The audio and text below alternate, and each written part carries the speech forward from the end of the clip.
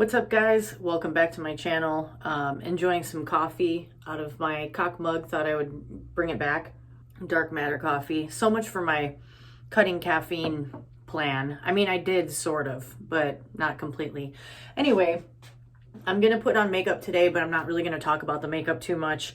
I wanted to revisit a subject that I just spoke about in a recent video where I was talking about substance use and addiction and habit change. And it being that time of year when a lot of people are trying to now maybe stick to resolutions or, feeling bad that they didn't stick to their resolutions or whatever. But habit change is something that a lot of us are always kind of thinking about and talking about. So I wanted to revisit one aspect of what I talked about in that previous video.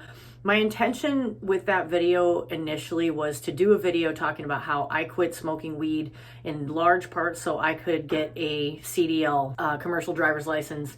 And that's one of those many careers where you have to be drug tested. And while there are a lot of people out there who still continue to engage in certain things and, get around the drug tests, I am not one of those people who wishes to do that. I would rather be sober, totally sober at all times when I'm going to be driving an 80,000 pound vehicle, because just that responsibility without any kind of mental compromise is plenty of a challenge for me. So anyway, but today I'm going to talk specifically about how I quit smoking weed and why it was so hard for me, and just kind of get into that in a little bit more detail, just to kind of keep it specific on that.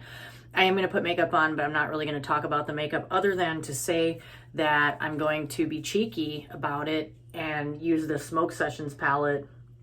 I still have an affinity for all things weed culture related, and that's partly why I really appreciate the Smoke Sessions palette. And it's a really beautiful, color themed collection.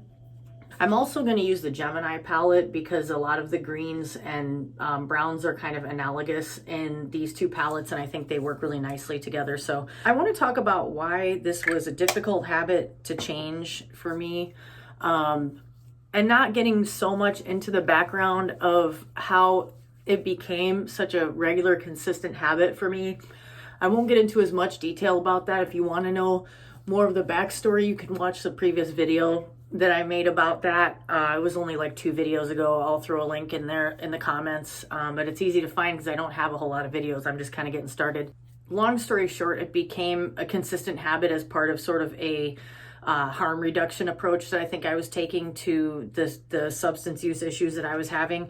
And that sort of speaks to my broader feeling about weed, that I don't think it's a terrible thing. I don't have like a really negative opinion of weed or cannabis or marijuana or whatever term you want to use. I don't think it's terrible. I think it has a lot of benefit, and I'm never one to say that, oh, I'll never do that again, because I know that in the future, when I'm no longer driving an 80,000 pound vehicle, yeah, I'll totally smoke weed at some point. But I hope that I don't go back to having it be an everyday habit like it was before, because I wasn't very happy or productive when I was doing that.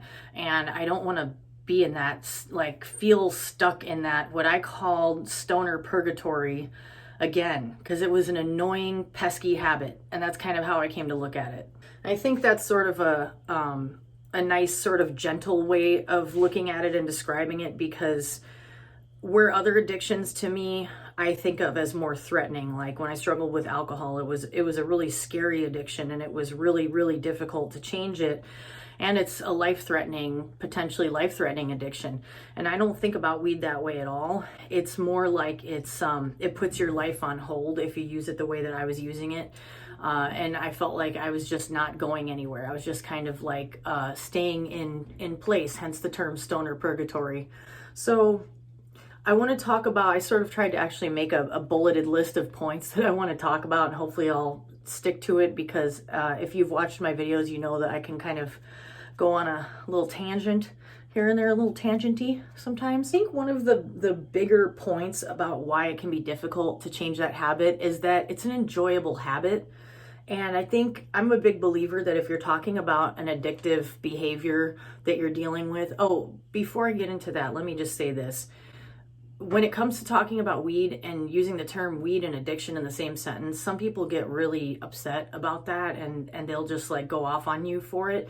That's where I sort of come back to, like, this is me talking about myself, and I know that there are plenty of other people out there who deal with weed as an addictive issue. So if you're watching this and you don't relate to that and you don't feel like it's that a problem for you, then that's cool. Like, I'm not here to judge anybody or say like that your way of using a substance is a problem, because that's not my place to say. The judgment of like other people's substance use and the specific substances that they use is very arbitrary and like biased and culturally fucked up. So I don't look down on anybody for anything that they do when it comes to substances. It's very personal. So you don't have to like what I have to say or agree with it. And I don't think you're a bad person if you don't agree with me, or I don't think you're, wrong or whatever. I just think that we have different perspectives, and that's fine.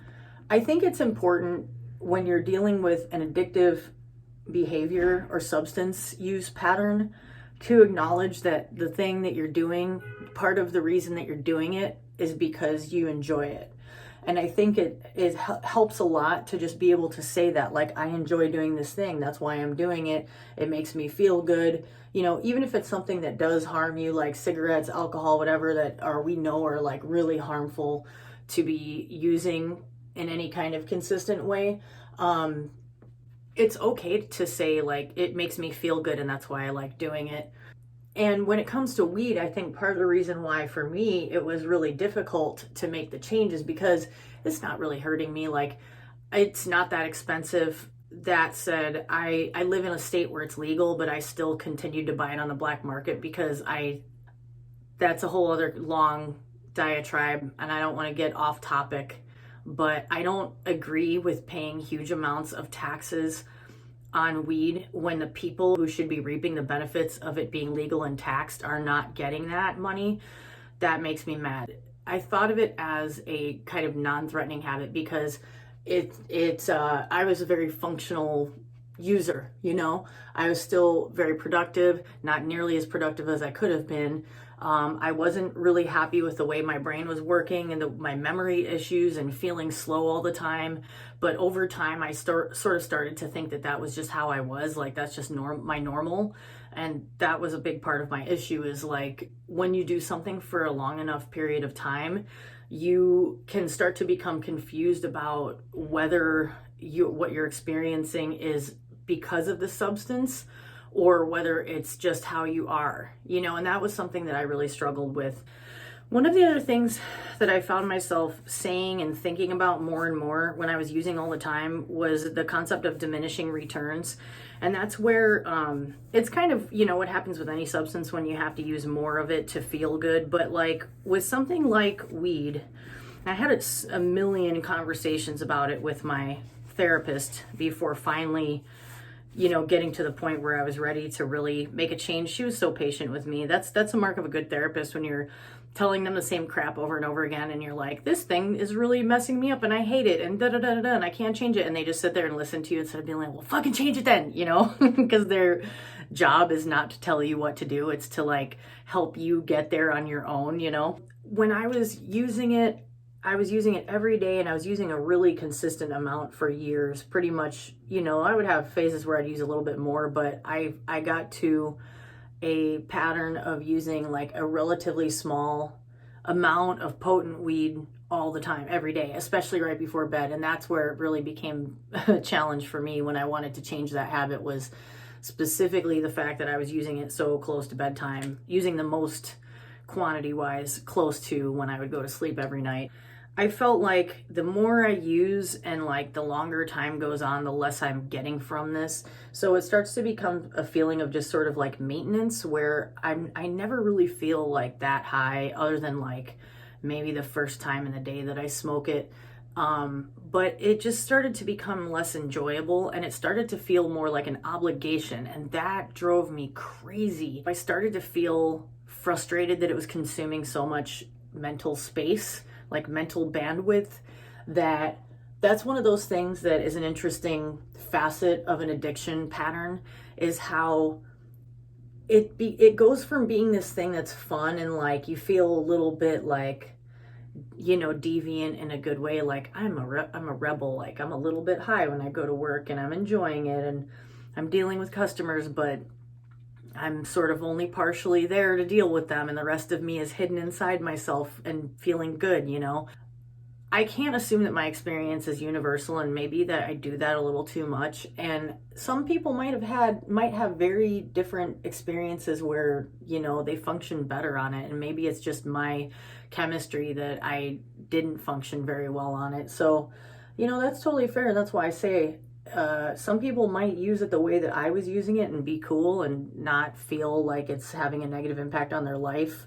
And damn it, I wish I was more like those people, I guess. But yes and no, because on the idea of it being like a mental drain, when you are using a substance that your brain starts to crave, it starts to be this thing that is always on your mind. It's just like always sort of hanging out. And like you start to feel, one of the things I really dislike is the feeling of anxiety that you'll start to have when you are running low and you're like, it's already in your mind. Like you start to plan when you're going to get more. It feels like you have this like toddler that's following you around, tugging at your pant leg, like, hey, can we get more soon? It's like that, and it's like, I don't want to feel beholden to anything. I don't want to feel like there's this thing that I have to keep feeding. And that's how it started to feel for me, because I had been in this pattern for such a long time. It sort of leads me to, why was it that it was so difficult for me to change it? I think I've encountered people that said that they just were able to stop. And I'm not one of those people, and like, kudos to you if you are one of those people. Like, whatever it is in your brain that makes you able to do that, I wish I had that. I don't think that I do. I guess I'm just not wired that way. And I would really love to talk to other people who have had similar experiences where the bulk of what they used with weed was at night. I should say, by the way, I always was a sativa user, or sativa hybrids. I never really liked indicas. I don't even know why. I always felt like they really messed up my moods whenever I tried them, but I also am a really high energy person. I really liked sativas because I felt like they would make me more energetic and more like uplifted and happy and whatever, which they kind of do, right? But the thing that I noticed that drove me crazy is, and this is kind of similar to what caffeine does to me, is like I feel awesome or feel like the high, and then it crashes and I feel like so tired. And that's one of the biggest things that's changed for me since I stopped using, is I don't have those energy crashes anymore. My energy is way more consistent than it was before.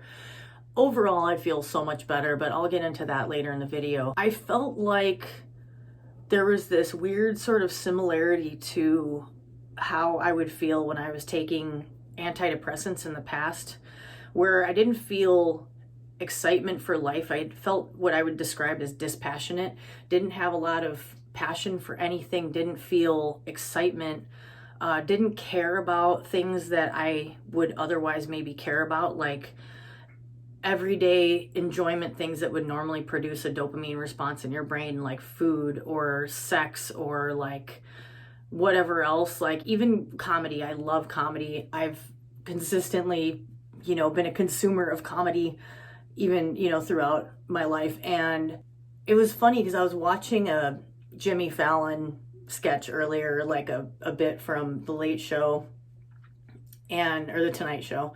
Sorry, Late Show's another show. I love night shows. I watch them on YouTube like every day. In the morning, I love to, like, I'll watch the clips from the night before, and I love to laugh. I think it's so important to find things to laugh at in this heavy ass world that we live in, especially now. I was watching this clip and I was laughing out loud, like giggling in a sort of childish way that I did when I was a kid. And it feels so good to have that response to funny things, to funny stimulus. And when I was smoking weed, I was just like, that's funny. Like, that's cool. Just fucking flat. And it was like my whole persona was really diminished and really blah.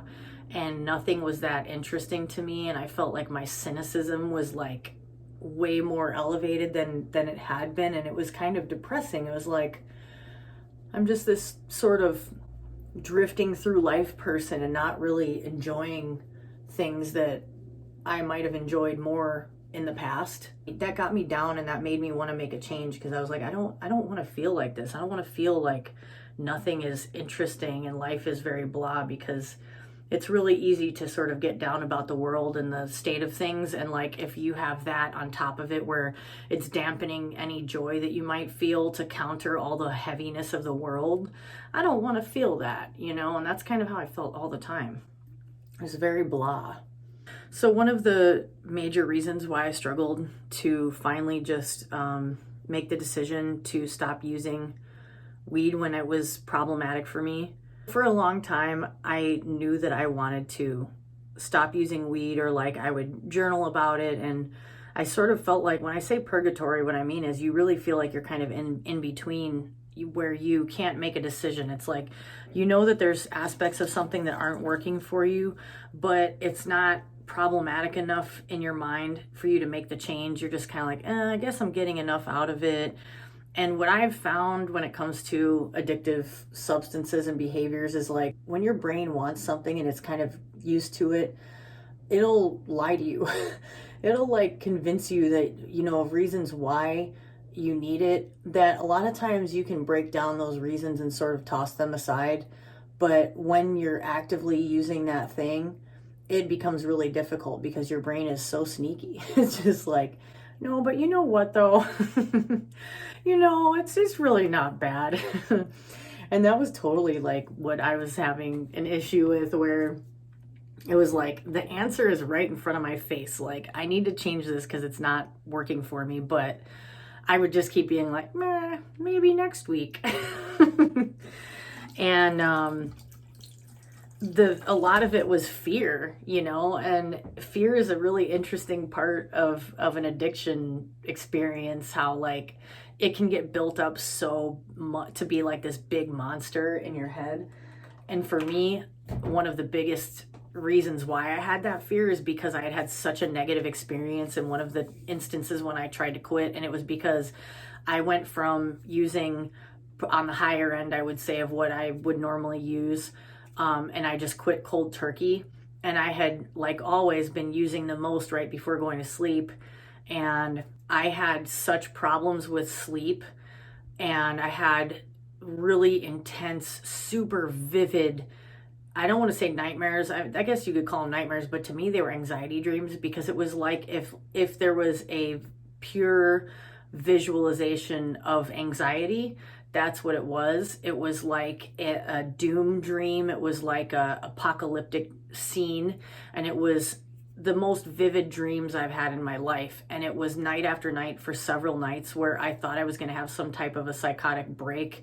I've never really had that feeling before, like that level of exhaustion, feeling like just desperation to feel normal and to just sleep. And I felt like I couldn't sleep for days on end. And I was like tossing and turning, and I had severe night sweats where I would have to like change clothes in the middle of the night and like have a towel underneath me. It was a traumatic experience, and it really got to me so much that after that, it was like I used that as a reason not to quit.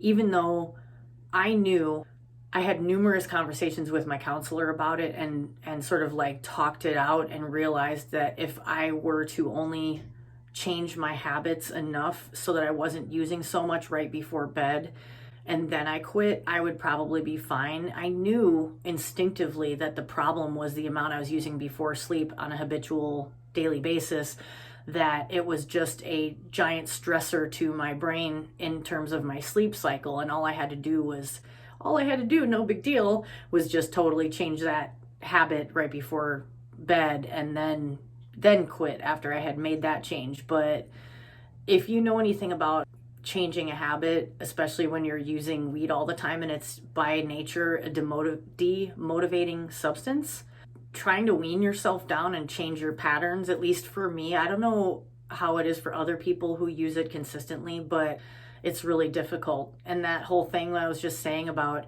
your brain being like, oh, we'll just keep doing it a little bit longer, we'll do that eventually, that was a major factor where I just kept talking myself out of making a change. One of the things I talked about in the last video I did about substance use is when I've been wanting to change something in my life, I will, go to the Google University.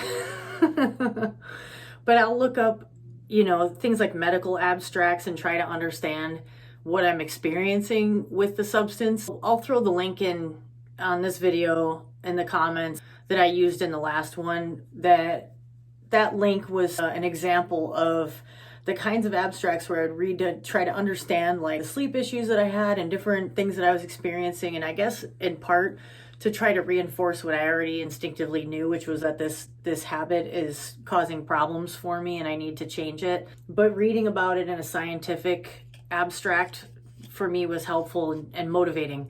And obviously it's difficult because we live in a country that's backwards when it comes to science, especially when it comes to science surrounding drugs. So, you have to be discerning in what you read and like try to keep an open mind and try to find good information where you can. But obviously it's not the easiest thing to do. But I managed to find some things that I felt like were helping me have a better handle of like, okay, this is kind of what I think I'm experiencing. The conclusion that I came to was my dopamine system isn't working correctly because I'm hijacking it by constantly using a substance to artificially inflate my dopamine. And because I'm doing it in such a consistent way, your body starts to depend on that for dopamine instead of producing the amount of dopamine it normally would. It's kind of funny because in the past, I competed in bodybuilding and I had a lot of issues with like food and eating disorders and like diets and all this stuff. And I read also about things like that a lot. And I was a personal trainer, so I read about diet and nutrition in part to help my clients. But one of the things that there's a hormone called ghrelin that your body produces when you're hungry that stimulates you to eat. And when you do something like a bodybuilding diet where you eat like 8 times a day or 6 times a day or whatever it is, you train your body to produce ghrelin that many times a day. So you're basically stoking your own appetite. And it's a funny sort of conundrum with bodybuilding that like part of how you burn off your fat is by eating all the time. Like eating small amounts all the time makes your metabolism constantly work. It actually ends up feeling terrible. But when I stopped bodybuilding and doing those diets, I struggled so much with compulsive overeating and like gained so much weight because then I was like, I had thrown off my body's natural metabolism so much. It's just interesting how your body is so brilliant at finding workarounds and like adapting that it's like, oh, we're doing this now? Okay. And it starts doing that thing. And it's sort of like, that's the experience I had when I was using weed all the time is like, oh, my brain is like, okay, well, we're not going to make dopamine because you're giving us this thing that's making dopamine happen. So, that's the best I understand it. I'm not a scientist, so take everything I say with like a mountain of salt. But one thing that I read that sort of stuck with me that I think is pretty well established science is that when you use weed too close to sleep, it has pretty specific impacts on your sleep cycle. And there's 2 aspects of the sleep cycle that are affected in particular. And one is REM sleep. So people who tend to, let's say, smoke a lot right before bed may not dream or remember dreaming, and that was true for me. And that's kind of a thing that started to freak me out because REM sleep is really critical to your brain working properly. And like I said, I'm not a scientist, so I'm not going to try to explain the reason why that is, but it's something that you can definitely read about. The REM part of sleep is critical to your brain working properly and to your mental health. And so I knew my REM sleep wasn't working right because I was like never dreaming. And now that I've been sober for a longish period of time relative to the time before that, I dream every night. It's pretty cool. I actually like some of the really weird dreams that I have. They're always weird. I have such weird dreams. So there's the REM sleep, and then there's another cycle of sleep that, as I understand it, is affected by weed, which is the slow wave sleep cycle.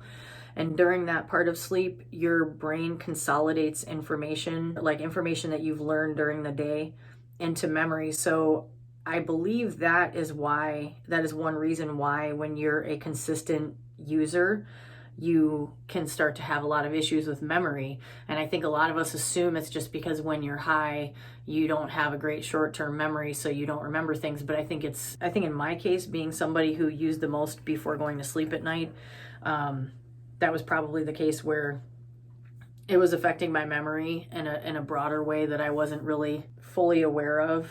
And I had started to just believe that I had a bad memory. Like I had started to kind of internalize that belief. And that was a real issue for me because it made me feel bad about myself, and it fed into the desire to escape from myself instead of like being in fully like in myself with myself like I am now, being conscious and like being present, because I was starting to think negative stuff about myself all the time. And part of it was based on something about me that is not true, which is the idea that I have a bad memory, or that I'm not smart, or, you know, I'm just an idiot, or whatever negative labels I might have placed on myself when I was regularly smoking. And it's like, no, you're just compromising your brain function. And so it's not working the way it could be. It's not firing on all cylinders. And that's one of the reasons why when I was using regularly, I really struggled with low confidence. That was a major issue and a major motivator for me to change. Was I got sick of feeling like I didn't have any confidence. And the old me back in the day, you know, I think here's something interesting that was part of my personal struggle is I never had a lot of confidence in the past. I had sort of a false sense of confidence that was based on external things, like what my body looked like or what I thought people thought of me, but I was always really insecure. And one of the great conundrums of my life is it took me like being broken down to zero and rebuilding myself, that I had to like rebuild my confidence from nothing, from what felt like nothing. That happened after I was able to abandon alcohol and cigarettes, two things that made me feel weak and really just cut at my confidence, cut it way down. And weed had a really similar effect, but for a different reason. And it had a lot to do with the fact that it made me feel slow. And I started to like internalize that belief over time that I'm just slow and I'm not that smart. And I started to believe that like low confidence was just like the way I was, you know, and I couldn't see past it. And then since I've stopped, that's one of the most awesome things that's happened is I have so much more confidence.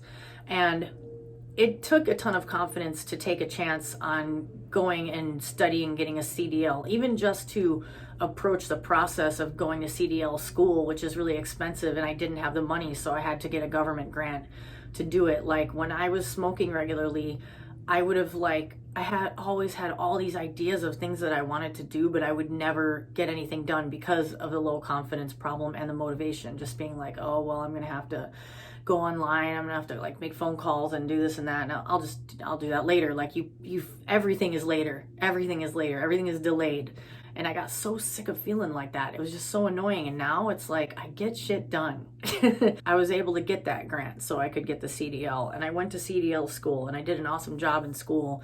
And I was the first person to finish the test the day of the CDL exam because I volunteered to go first because I had that confidence and I knew I'd rather just get this shit done than sit there watching everybody else take the test and get more and more nervous about it. I just want to get it done. And I did it and I kicked ass and I felt so proud of myself.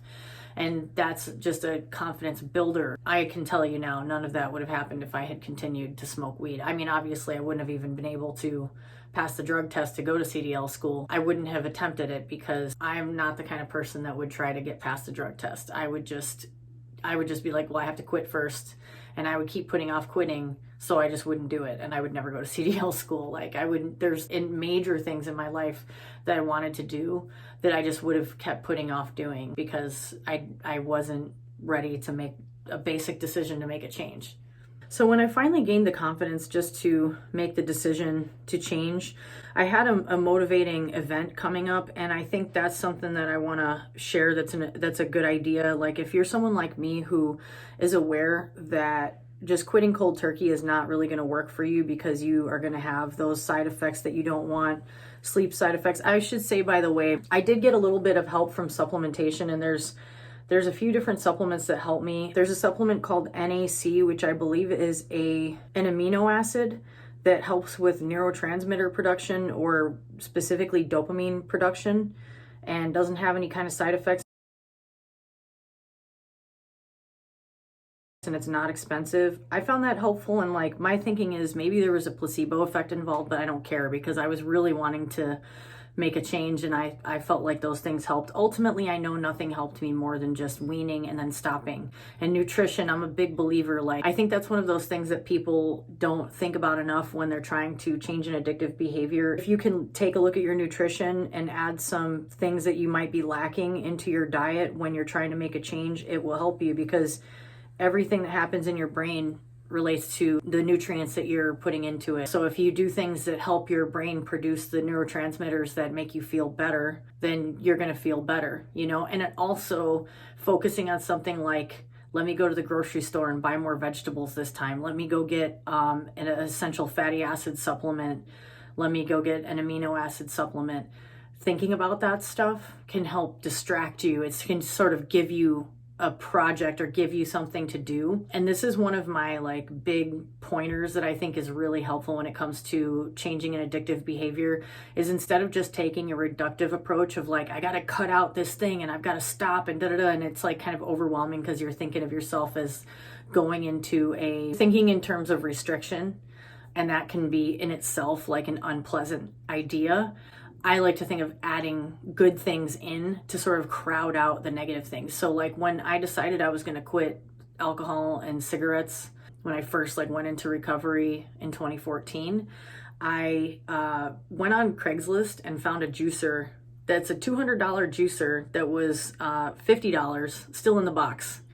If you ever want to get into juicing, try that, because there's so many people that buy things like juicers that have the best intentions in the world and then they never use them and they don't want to get nothing for it, so they'll sell it cheap. Highly recommend. Started juicing like really healthy, natural, anti-inflammatory things like turmeric root and ginger and carrots and other good stuff. And that made me feel good. And it was like this self-reinforcing action of like, I am doing something to help myself get better, instead of just like, oh, I'm depriving myself of that thing that makes me feel good. It's a good little psychological trick, and it actually works because you are ingesting something that's going to help you feel better and help counter, you know, the negative things that you might feel when you're going through withdrawal. A couple of other supplements that really helped me, or at least I thought that they were helpful when I was trying to reduce how much weed I was using and ultimately quit, was one is L-theanine.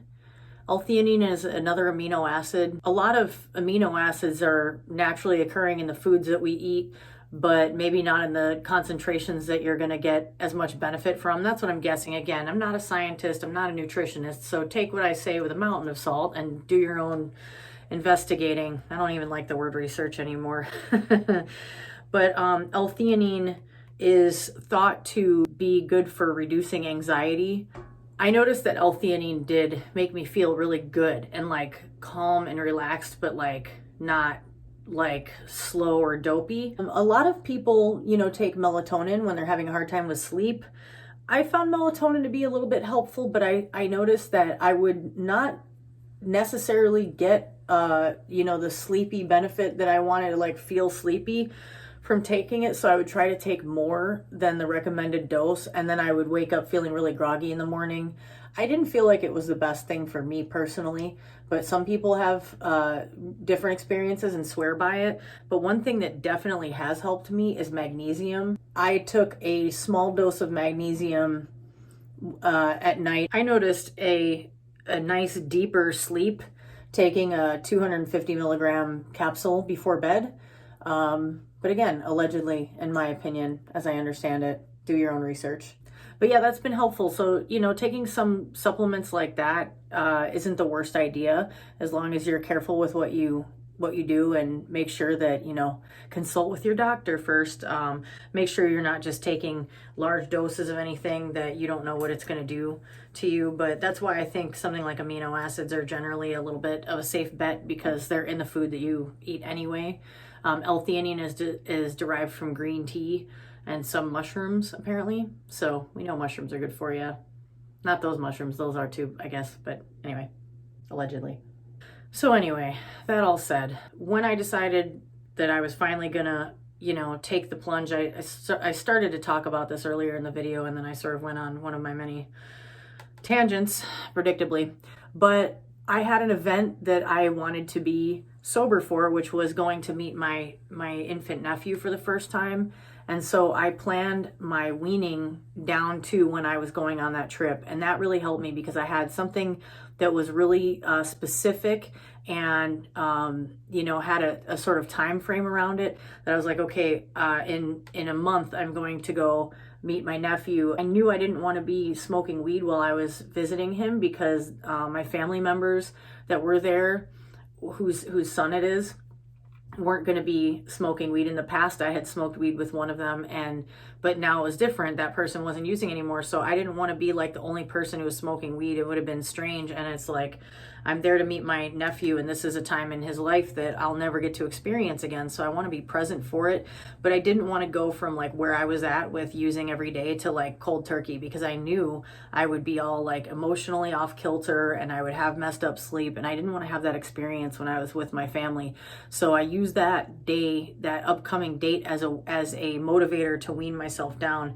And what I did was what I think is one of the most helpful tactics when you're trying to change a behavior but you're not ready to fully stop is delay. That really helped me, and that can help too when you're just trying not to use at all and you're just trying to get through moment to moment of like temptation to use something. Is just delay, just push it off and be like, oh well. One of my friends in recovery who is in recovery for alcohol says that he always tells himself when he really feels the urge to drink, well, if I still feel like this tomorrow, then I'll drink tomorrow, And it's like he is always pushing it off till tomorrow. He hasn't had a drink in many years, but it's like it's a really useful tactic because what it always is when it comes to urges to use is it's always temporary and it passes, and it's like if you can sort of trick your own brain into just waiting a little while, you'll forget that you were even thinking about it. And the more time that goes by, the easier it gets. And that's why I even was like hesitant to make this video, because weed is so far out of my everyday consciousness, when before it was like all day, every day, it was sort of like this background noise that was always like static. And now it's not there anymore. So like, I don't really want to take the time and put a lot of energy into thinking about it, because I don't have to, because I have other stuff on my mind that I would rather think about. But I wanted to make this video because I really care about the other people out there who are having a similar struggle to what I was going through. It's really hard. And it's hard because people don't take it seriously as an addictive issue. So you feel like there's something weird about you or something wrong with you, or you're weak or different somehow because you struggle with it. And like, I'm here to tell you that you're not, like it's a substance that has a really powerful impact on your brain and on the balance of your neurotransmitters, which are the chemicals that determine your drive to get through your everyday life. Like your thoughts are very heavily guided by the balance of your neurotransmitters and the way that you feel, your emotional state, your hunger, your thirst. Everything is dictated by these little signals in your brain. And when they're not in the right balance, you feel off. It doesn't make you a weak person or like a bad person in any way if you struggle with that, just because some people don't. Don't worry about those people. It's okay to have your own struggle. Like you're just human, and that's totally, it's okay to be human, It's not easy for anybody. That all said, when I weaned down, I delayed to using it later in the day, as late as possible, till I wasn't like using it until like, 9 p.m. or something. And then I really limited, like I always thought of it in terms of hits, like I would take this many hits off of a bowl or whatever. And that was like my way of measuring, I guess. And I would like limit it. So in the past, maybe I'd taken, let's say just for shits and giggles, 10 hits, in the period of time of an hour or two before going to bed. I cut it down until it was just 2 or 3, so I cut down to a fraction of what I had been using before. And I'm not saying that's the right exact number. I'm just saying, just for example. That totally helped me, because then I was still getting a small dose and I wasn't having I was still having like a little mild bit of withdrawal. I think like my sleep was going through some changes and stuff, but it wasn't like the stark like night sweats and crazy dreams and upset sleep where I'm tossing and turning all night and like anxiety. And I definitely did see changes in my appetite, but What's really weird, and I always wonder if other people experience this, is when I talked earlier about feeling dispassionate, I felt like that about food, where I got the munchies and I would like enthusiastically like pound down a bunch of sugar and especially ice cream right before bed, but I didn't care about food the rest of the time. I sort of like had a pattern of eating the same stuff, and I would try to get healthy stuff in, but like I didn't really enjoy food that much or care about it. And I still sort of feel like that sometimes, but it's not, obviously it's not related to weed, it's related to other life things. But I do have an appetite again though. When I first stopped using it, I didn't have an appetite, you know, and it took a little time for that to sort of re-regulate itself, but that's pretty normal, you know. A lot of people, I think too, experience nausea when they first stop, and I did definitely experience a little bit of that as well. Weaning was really helpful for that because I experienced it in a really mild way, where, you know, sometimes I think people experience it more severely where it really can affect them. But anyway, as I start to wind down this video, what I want to talk about is like, one of the things that can make it difficult to stop is you know, like you're afraid that your life isn't going to be fun anymore because you get so used to having that thing as like your little, I think of it as like the sparkle on things. Like it makes everything a little bit more fun, and it's like it makes food taste better, and like it's undeniable. Like we all know food, music, you know, music is more intensely enjoyable when you're high. Like we know that. And you know, you taste food more intensely and more intimately. Like you really taste nuances of flavors when you're high. Like these are real benefits, and it's totally fine to be able to acknowledge that, you know, these are things about this, you know, experience that you like and enjoy. I sure do, and I don't feel bad saying that. But then you start to tell yourself, like, I'm not going to be able to have joy. I'm not going to be able to have fun. I'm not going to be a fun person if I don't have this. And I really started to believe that, and that really messed with my ability to make the decision to make a change. One of the things that we talk about in the recovery space that can be like a helpful thing to consider when the fear of changing is outweighed by the discomfort of staying the same. Hopefully I said that in a way that makes sense. So when you start to realize, like, I'm not getting anything out of this anymore, my life isn't really going anywhere, I'm not enjoying this experience anymore, I'm not really enjoying being high like I used to, like then it starts to sort of make the decision for you of like, I gotta make a change because this isn't really working for me. And there's all these things that go through your head, and it kind of comes back to the same idea that I was saying before, that addiction lies to you. So like when your brain wants something that it's used to having, it'll help you like make up reasons why you should keep doing it. And you have to do what I think of as suspending disbelief and just being like, you know what, brain, I'll listen to you later, but for now I'm just going to take a break, and I'll think about that down the road. And that really has helped me to just sort of set aside the doubts and the worries and whatever stuff my brain is telling me to try to keep me on the train, and just be like, you know what, I'm just gonna slowly back away and step off this train. And telling myself a couple of things. Number one, I never say to myself, I'll never do this thing again about any substance, because it's too much.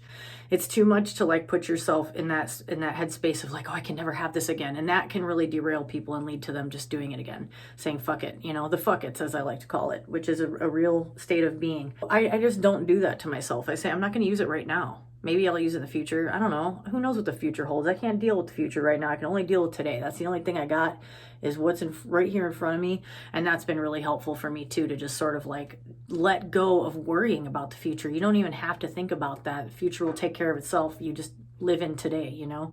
But one thing that I recommend that for me has been really helpful at times is doing a written cost-benefit analysis. And if you're not familiar with that, the cost-benefit analysis is something that's typically used in a business setting, and it's a decision-making device.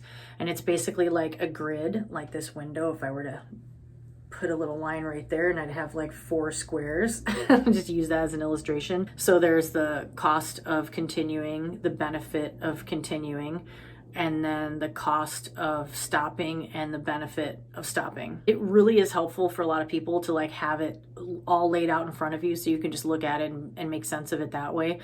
And what a lot of people discover when they do a cost benefit analysis on whether, you know, on their substance that they're using, you'll find that the benefits of continuing are short term, and the benefits of quitting are more long term. And it sort of helps you put in perspective like the decisions you're making and why. So anyway, I definitely recommend that as a tool. I think I've said pretty much everything that I want to say about this subject. My makeup isn't finished yet. I'll go off camera, think about any last notes I want to offer, and I'll be right back. All right, just some closing thoughts on this subject. This isn't my favorite makeup look I've ever done, but I don't really care about that. I'm really just here to hopefully give some information that is helpful to anybody else out there who has struggled with this as I have, just to let you know that you're not alone, and it's okay if you feel like this isn't something that other people struggle with the way that you do. It doesn't mean that there's anything wrong with you. It's just everybody's different. Everybody responds differently to different things. So just do your best to be patient with yourself and take your time figuring it out, So just a couple last things I want to say. The things that I was afraid of when I was still using and like trying to get myself mentally geared up to quit, a lot of that stuff really was just in my head, and it kind of goes back to that idea of like addiction lies to you. So like when you get your brain used to having something all the time and then you tell your brain that you're going to take that thing away, your brain's like, oh, but if you don't have this, then this bad thing might happen and this bad thing might happen. And it's not real. And sometimes your brain is just being a jerk and you don't have to listen to it. The fears that you have when you're thinking about making a change never end up being as bad in the reality of the actual change. And what I've found is since I stopped, everything has gotten better. I always come back to this. Like, I'm not trying to say that weed is terrible or anything like that. It's just everybody's different. Everyone responds differently. Just my own experience, just speaking for myself, using weed every day was not good for what I wanted to have happen in my life. It really affected my moods in a negative way. It really negatively affected my motivation and my confidence. And those things have all really dramatically improved. I'm in a good mood most of the time where I wasn't before. I don't feel bored by everyday things. It's kind of the opposite. I used to feel bored all the time when I was using, and now I'm more easily entertained, I guess, because I feel less cynical and I feel like more enjoyment of just simple everyday experiences. And yeah, it's totally different, experiencing your senses when you're high versus like just experiencing your senses when you're fully present.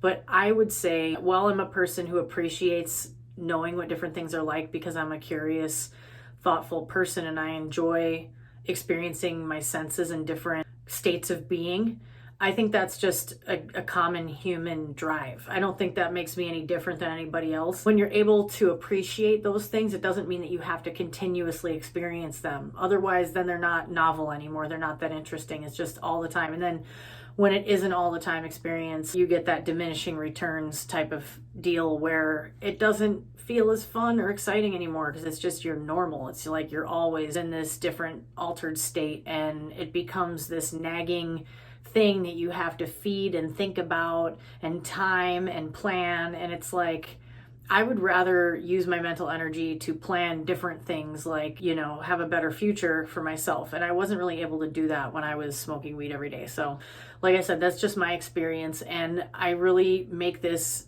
video because I wanted to see stuff like this when I was having a hard time. Like, I would have really liked to watch videos like this to see someone on the other side of it who went through it for years of all the time wishing I could make a change, but talking myself out of it and feeling like I can't, whatever reason I made up for myself, like I can't do it, I can't, being afraid and being apprehensive and putting it off and putting it off and putting it off, and finally just biting the bullet, doing it, realizing the more time that goes by without it, the more I don't even think about it. I don't miss it at all. Like, I really don't. Of course it crosses my mind at times, but like, I don't sit there and go, oh my God, I wish I could. Or like, I think one of the biggest things too is like, when you're using something all the time, it becomes kind of like a crutch whenever something stressful or annoying happens. And like, I work in the service industry and I'm fully burned out on it, which is partly why I'm planning to leave the service industry and go into trucking so I can get totally burned out on that. Especially with weed, it's like you tell yourself it'll make it easier to deal with stuff. And for me, it totally had the opposite effect because it made me feel more frustrated because I didn't have access to my brain. Like, I didn't have the ability to have patience for things. I was just impatient and annoyed, and people sucked, And like, people suck either way when you work in the service industry and you're waiting on them and you have to keep a smile on your face while they're treating you some kind of way. But it's worse in my experience when you are not fully in your sharp mind and able to just deflect.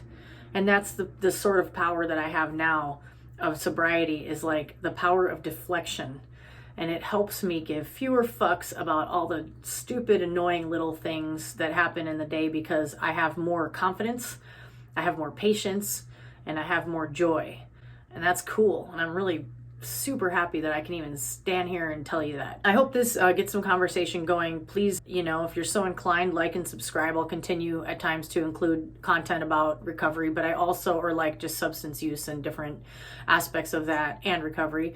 But I also plan to talk about trucking once I start trucking, and staying well, and the different things that I do to help myself feel well. So anyway, that's what I got for you. I hope this has been useful. Please comment if you watch this and let me know what you think, and if you have any reflections, or if you don't feel comfortable commenting in a public space, just DM me, because I think these conversations are really interesting, and I love to hear from other people who understand a little bit of what I'm talking about. So thanks again for watching, and I'll catch you on the next one.